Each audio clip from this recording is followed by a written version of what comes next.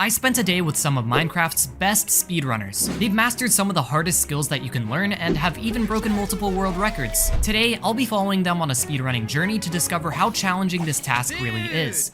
Let's get a few things out of the way. First, we're speedrunning on Minecraft version 1.16.1 because of the better piglin drop rates. This is standard for Minecraft speedrunning. And second, we're using seeds that are optimized for speedrunning. Usually, it takes a lot of time and luck to find a good seed to speedrun on, but for the sake of this video, we're using seeds that should have everything that we need for an optimal speedrun. None of us have ever played on these seeds though, so we won't have any cheeky advantage going into it. Anyways, I was gonna go on two different speedruns, an ocean speedrun with Feinberg and a village speedrun with RipFC. I started with Feinberg on the ocean speedrun seed. After spawning into the world, I collected some wood and Feinberg found a buried treasure. I just found this buried treasure without the map. Seriously? Wait. Pause. How did he just do that? Okay, so this strategy is known as the mapless buried treasure. Basically, the speedrunner will open their debugging menu and go into the root.gamerenderer.level.entities directory. From here, they can use the pie chart to scan for block entities nearby that will lead them to the buried treasure without the need of a map. This method is super complicated to explain in detail how it works, but I'll leave a video in the description that will tell you everything that you need to know if you want to learn this for yourself. This buried treasure was essential for our speedrun, and you'll see why soon. Let's now look at the village speedrun with RipFC. We spawned right next to a lava pool and with a desert village right in front of us. We went to the village and collected some iron by looting the blacksmith's house and killing the village's iron golem. Fun fact, you can kill an iron golem without taking any damage if you're standing 3 blocks above the iron golem. From there, we collected the hay bales from the village so we can make some bread to eat and took the beds from the villagers' houses. I used some of the iron I got to craft a bucket and filled it with water, and then I got a piece of flint from some gravel at a nearby river. With these materials, we had everything that we needed to get to the nether. Going back to the ocean speedrun, after Feinberg looted the buried treasure, we blew up some trees using a TNT he found in the buried treasure for some extra blocks. We then crafted a few tools, a bucket, some doors, and a boat. One thing that's important to note is that having some food is very important for a speedrun. The last thing you want to do is run out of hunger during your speedrun. We had enough food in the meantime from the buried treasure, but in hindsight, we probably should have gotten a little bit more since this would end up being a big problem for us later in the speedrun. It was now time for the next step of our journey, finding kelp. Okay, this might sound super random, but there's a good reason for it. Basically, finding floating kelp on the ocean surface would lead us directly to an underwater ravine. There's some kelp here, which means this is our ravine. So it generates, and then the gravel like instantly breaks because the ravine's there, so the kelp just floats up as an item. It was time for the next step of our plan, making an underwater nether portal. So I put this dirt up here, now the lava's like exposed, and I can just start grabbing it. And so I just make the frame here, and that's literally it. Wow, And okay, you that's just pretty intuitive. dig out like the cobble that it makes. And do you have flint and steel already? Yep.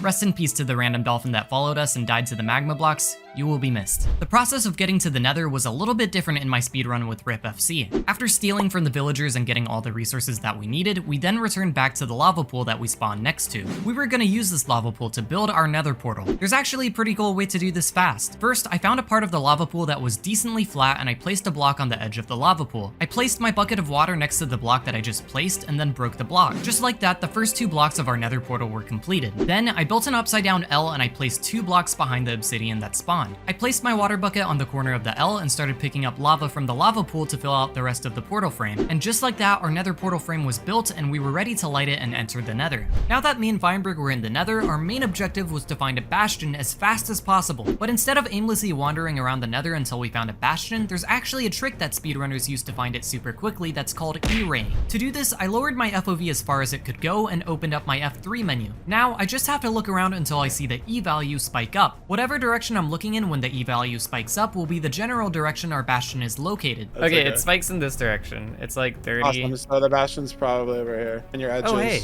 look at this. Yeah, I just ended up finding it. There's 4 different types of bastions that exist: housing, stables, bridge, and treasure. A Minecraft speedrunner must know the ins and outs of all 4 types of bastions so they can quickly and safely collect the gold from them for piglin trades. Feinberg is no stranger to this. He identified that the bastion type was a housing bastion and we were able to effortlessly find the gold blocks within it. From there, we grouped up a bunch of the angry piglin, converted the gold blocks into gold ingots, and started the trade. The main items we were looking to get out of the piglins were ender pearls, obsidian, string, and fire resistance resistance potions. Once we had enough of what we needed, we were ready to find the Nether Fortress. Finding the bastion with RipFC was pretty much the exact same process. We found a stables bastion, but decided to collect some of the loot from the chests while we were there. Opening a chest in a bastion is basically a death sentence because all the piglins that are around you will try to kill you the second that you open a chest. So we dug ourselves underneath the chests to keep ourselves safe. From there, we collected the gold, did our piglin trades, and were ready to move on. After me and Feinberg got the resources we needed from the bastion, our next goal was to find a Nether Fortress. Usually, speedrunners do this through a method called pyraying. Pyraying is when the speedrunner uses their debug menu to scan for mob spawners nearby, leading them straight to another fortress. Unfortunately, this trick doesn't really work that well in multiplayer, but we ended up finding another fortress near the bastion regardless. This is where we ran into a big problem. Both of us were out of food, and were running out of hunger fast. This is why I said earlier that having enough food for your speedrun is super important. Stuck in a dire situation, Feinberg created a respawn anchor using the crying obsidian and glowstone we got from the piglin trades. After using the respawn anchor, we both proceeded to kill ourselves, in Minecraft, with ender pearls. With our hunger problem solved for the time being, we proceeded to go inside of the fortress to find a blaze spawner. Blazes can be very dangerous, but by using the fire resistance potions we got from the piglin trades, they essentially became harmless. Fun fact, if you mine out a layer below the spawner, you can increase how many blazes will spawn at once. After collecting a few blaze rods, we had all the resources we needed to craft the Eyes of Ender that we needed to find the stronghold. Feinberg used the obsidian he got from the piglin trades earlier to make a nether portal, and we went back to the overworld. He crafted some Eyes of Ender and started searching for the stronghold. Quarters.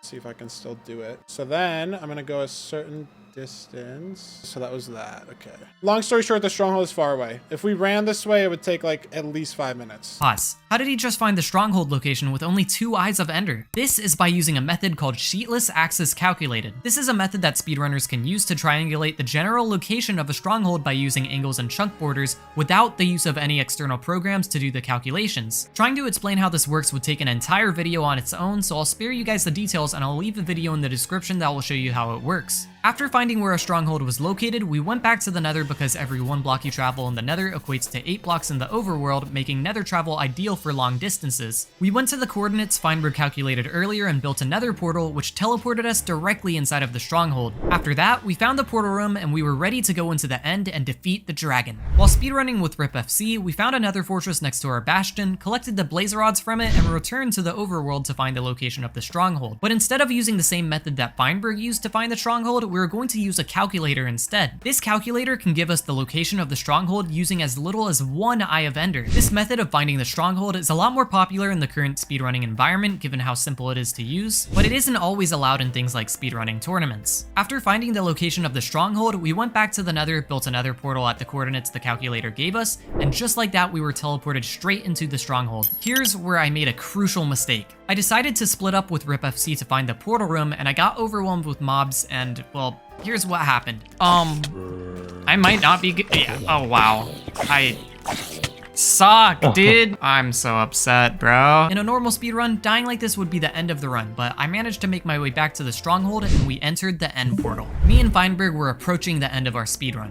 See what I did there? Before we went into the end, there were a few things that we needed first. Feinberg used some of the string that we got from the piglin trades to craft some beds and also crafted a few respawn anchors. We were going to use these items to kill the ender dragon. Now that we had everything that we needed, we completed the end portal and went into the end. How Minecraft intends for you to beat the ender dragon is by destroying all of the end crystals first so the ender dragon can't regenerate its health. But we were going to do something entirely different. If you place a bed in the end and try to sleep in it, the bed will blow up. This explosion deals a ton of damage and speedrunners abuse this mechanic in a method called one cycling. Feinberg waited for the dragon to circle around the fountain so it would be in range of the explosions. The ender dragon's head is its weak spot, and to kill the dragon with beds, you have to wait until its head is directly under the explosion for one cycling to work. After using a few beds and some extra respawn anchors, Feinberg obliterated the ender dragon and we beat the game. Unfortunately, this process didn't go as smoothly in my speedrun with RipFC. Everything was going fine when we went into the end, but the dragon refused to circle around the fountain. We had to wait around 5 minutes for the dragon to finally fly around the fountain so RipFC could one cycle it. This is a great example of how certain aspects of speedrunning are simply out of your control, and getting unlucky like this isn't uncommon while speedrunning. But eventually, the ender dragon came towards the fountain and RipFC was able to one cycle it and beat the game. Honestly, this experience really opened up my eyes to the challenges of speedrunning and made me gain a newfound respect towards the speedrunners that attempt this challenge. Make sure to check out Feinberg and RipFC in the description below. Thank you so much for watching, and I'll see you guys in the next video.